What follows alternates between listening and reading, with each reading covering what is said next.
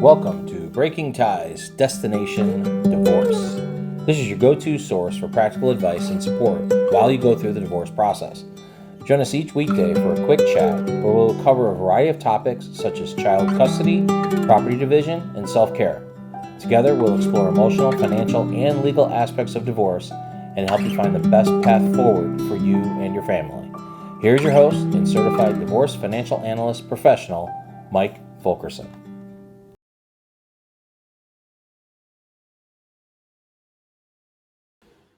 Hello, and welcome back to another episode of Breaking Ties, Destination Divorce. I'm your host, Mike Fulkerson, financial advisor and certified divorce financial analyst professional.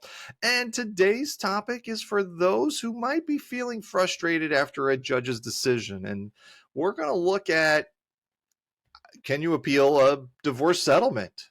I mean, are we able to fight back? Let's find out and see what we got here. And when it comes to appealing this judge's decisions, you got to make sure that really is it the right thing for you. And you might be disappointed with the outcome of your divorce hearing.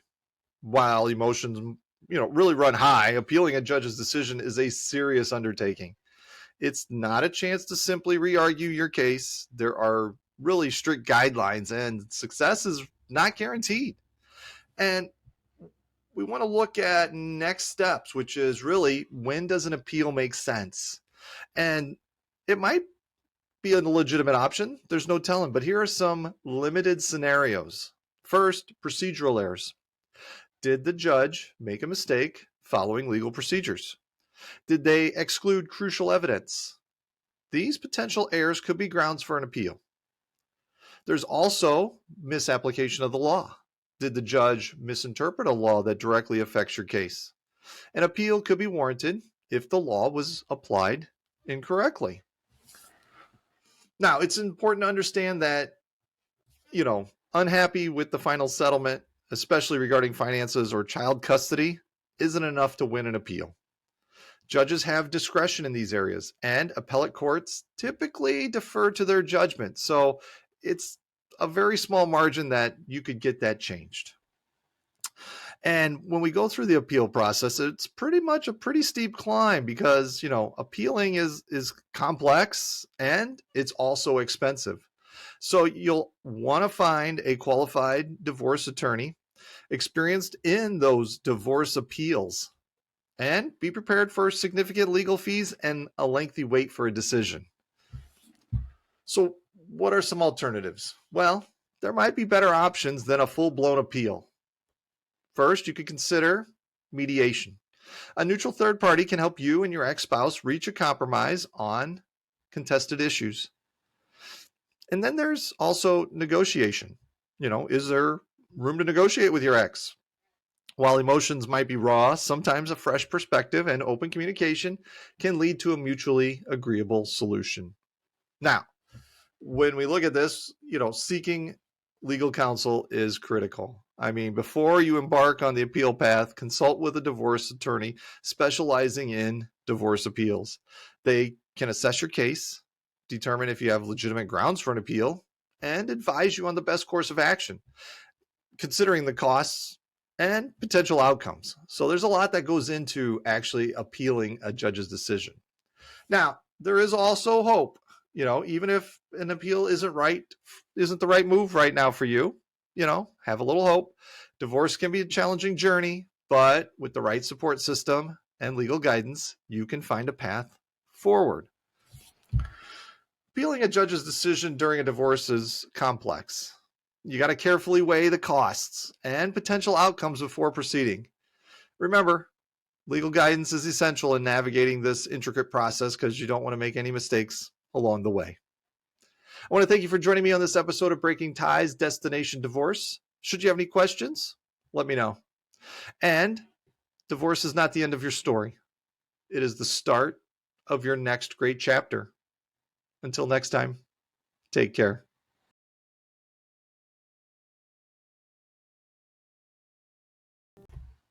Hello, and welcome back to another episode of Breaking Ties, Destination Divorce. I'm your host, Mike Fulkerson, financial advisor and certified divorce financial analyst professional.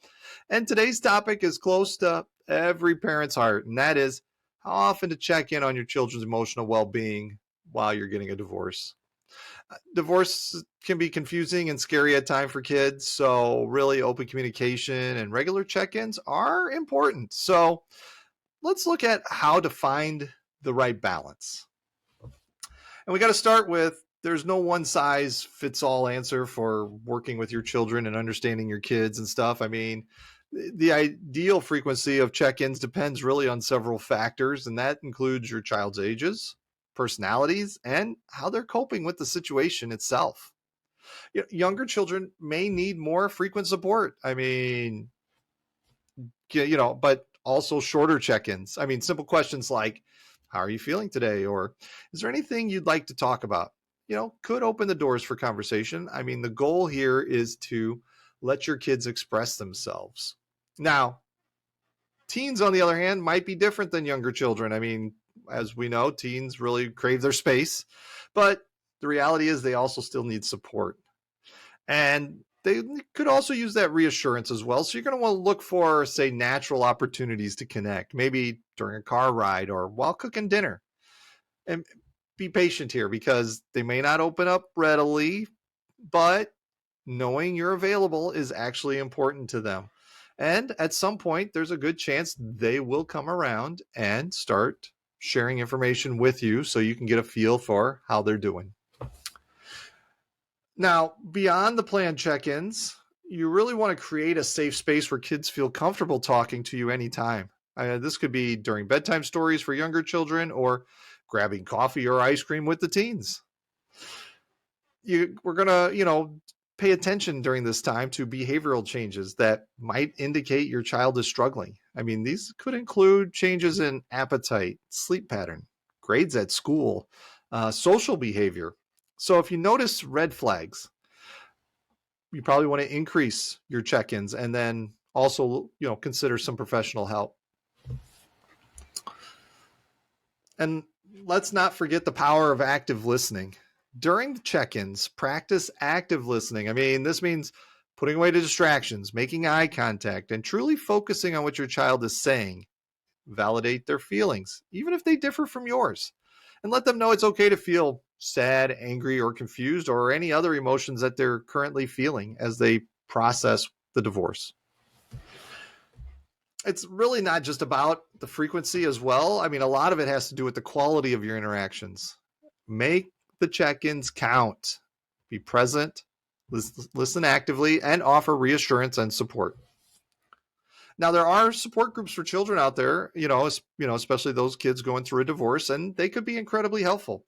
They connect kids with others going through similar experiences, and that reduces feelings of isolation and allowing them to share their feelings in a safe space.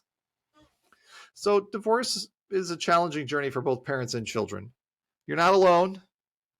There are resources available to help you and your family navigate this difficult time. Feel free to take advantage of those so that way things can run perhaps a little smoother. I want to thank you for joining me on this episode of Breaking Ties, Destination Divorce. Should you have any questions, please reach out. I'm always happy to help. Divorce is not the end of your story. It is the start of your next great chapter. Take care.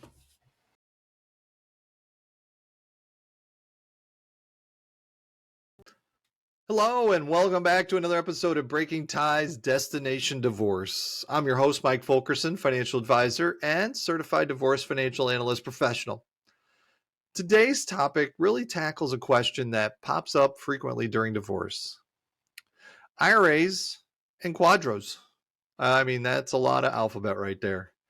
And, should you use a qualified domestic relations order or a quadro to divide your IRA, individual retirement account, during a divorce? So let's take a look at this and break it down.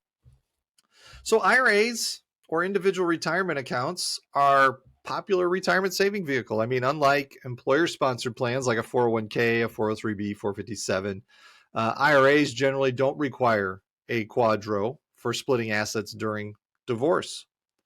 And why is that? Well, here's the key difference. Quadros are typically used for qualified retirement plans where contributions and earnings receive tax advantages. IRAs, on the other hand, are already taxed upon withdrawal, so the transfer itself doesn't trigger tax implications. So we got some alternatives to quadros for IRAs. I mean, so how do you split an IRA during divorce if not using the qualified domestic relations order? Well, there are two main options here. One is transfer incident to divorce. I mean, this is the most common approach. With proper documentation and a court order, you can directly transfer a portion of your IRA funds to your ex-spouse's IRA account. And this does avoid any tax penalties or disruptions in retirement savings. There's also direct payment. So you can also withdraw the designated amount from your IRA, pay any applicable taxes, and then transfer the net amount to your ex-spouse. This might be a less favorable option due to potential tax consequences because those distributions out of a traditional IRA are going to be taxable.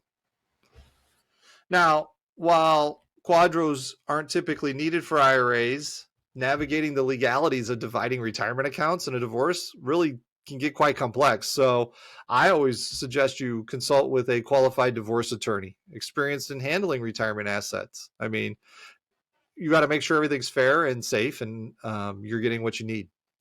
Because, really the attorney can advise you on the most tax efficient way to split your IRA, draft the necessary paperwork for a transfer incident to divorce, and ensure that your divorce settlement accurately reflects the division of your IRA funds. Just keep in mind, every case is unique, and the best way to approach depends on your specific situation. Factors like the size of your IRA, your overall retirement savings picture, and your ex-spouse's financial situation, they all play a role. And while a transfer incident to divorce avoids immediate tax issues when transferring funds, remember, any future withdrawals from the receiving spouse's IRA will be taxed as income if you have a traditional IRA.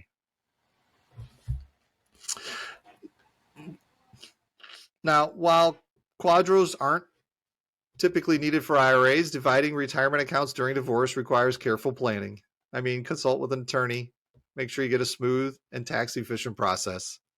Don't want to make a mistake here because a mistake could cost you a lot of money. I want to thank you for joining me on this episode of Breaking Ties, Destination Divorce. Should you have any questions on today's topic or other financial planning issues, please reach out. Divorce is not the end of your story. It is the start of your next great chapter. Until next time, have a great day.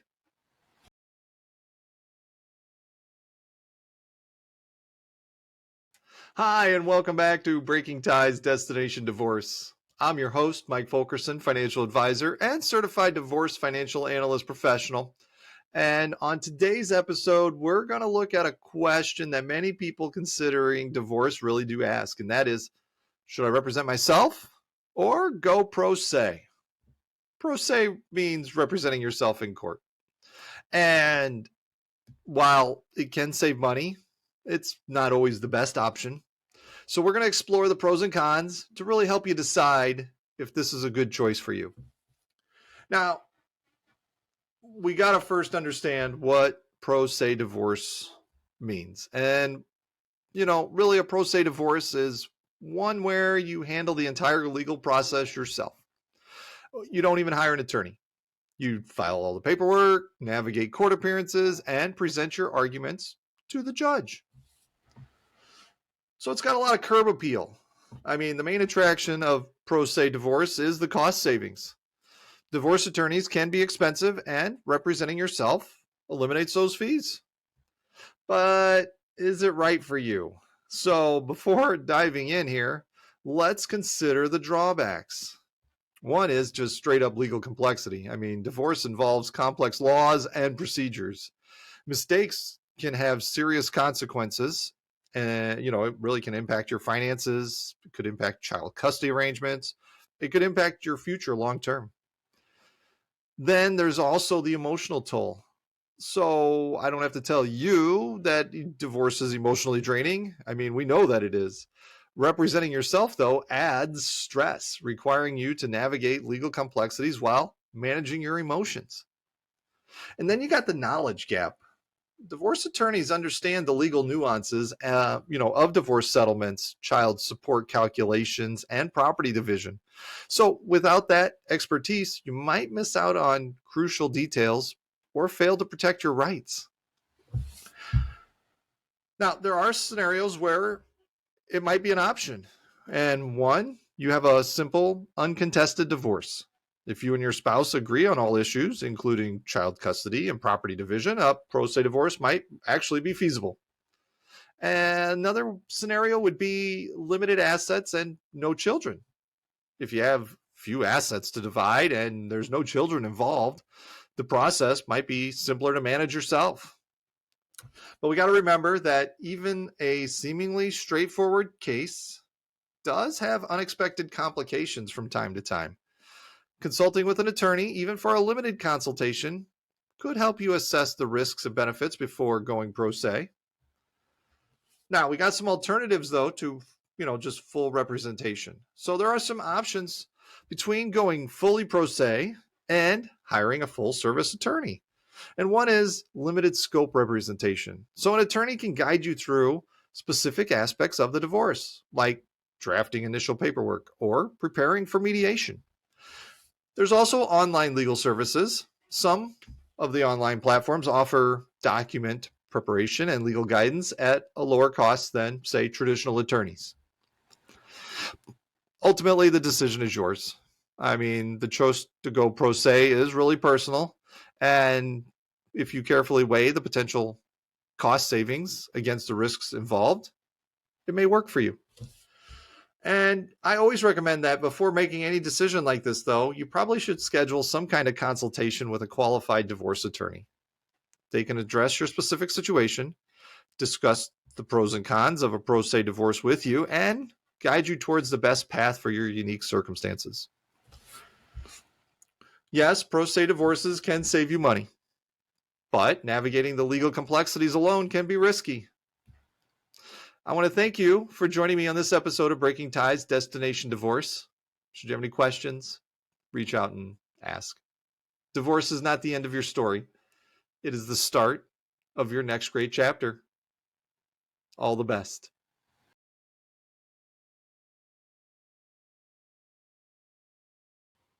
Welcome back to another episode of Breaking Ties Destination Divorce. I'm your host, Mike Fulkerson, financial advisor and certified divorce financial analyst professional. And today we're going to get into a topic that can provide financial security during a divorce, and that is using life insurance to protect spousal maintenance and child support. Now, divorce, as we already know, can be emotionally draining, but financial uncertainty can add another layer of stress. So let's look at how life insurance can offer some peace of mind. Why does it matter? I mean, really, spousal maintenance and child support payments are court-ordered financial obligations. These payments are important for the receiving spouse to maintain a similar standard of living or raise your children. What happens if the payer spouse, the one responsible for those payments, dies unexpectedly? Life insurance can act as a safety net, ensuring those financial obligations are met, even if they're no longer here or you're no longer there. Now, how does it work? Well, there are two main ways life insurance can be used. One is a court-ordered policy. The judge might require the paying spouse to obtain a life insurance policy with the receiving spouse or child as the beneficiary. This ensures the death benefit goes directly to the person who needs it. And then there's a voluntary policy. You and your ex-spouse can agree on a life insurance policy outside of court. This allows for more flexibility in terms of coverage, amount, and beneficiary designations. So let's look at some benefits of using life insurance and why it could be a smart move. And first is the financial security. It guarantees continued financial support even if the payer spouse passes away. You get that peace of mind. Knowing that your ex and children are financially protected can alleviate significant burden off of you. And then could have reduced conflict. By proactively addressing this issue, you can avoid potential disputes. So how do we decide on the right policy? Well, there are several factors that come into play when we're choosing a life insurance policy, and that is the coverage amount. So this is going to be the death benefit that should be enough to cover the remaining spousal maintenance payments or child support obligation. And then you got term life versus whole life. I mean, term life offers a cheaper premium for a specific period of time, while whole life builds cash value over time. And then you got the health of the insured. I mean, the healthier the spouse, the lower the premiums. So divorce settlements involve, legal and financial complexity. So consulting with an experienced divorce attorney and a financial advisor is pretty important. They can guide you through the legalities of using life insurance, determine the appropriate coverage amount, and choose the right policy based on your specific circumstances. And we want to keep that open communication with our ex, because we got to discuss the possibility of life insurance and being flexible and finding the right solution that works for everybody. So life insurance really can be a powerful tool to protect financial security during and after a divorce. Really understanding your options and seeking professional guidance, you can approach this process with confidence. I want to thank you for joining me on this episode of Breaking Ties, Destination Divorce. Should you have any questions on today's topic or other financial planning issues, you can leave me a comment or, reach out and call or email. Divorce is not the end of your story. It is the start of your next great chapter. Until next time, have a great day.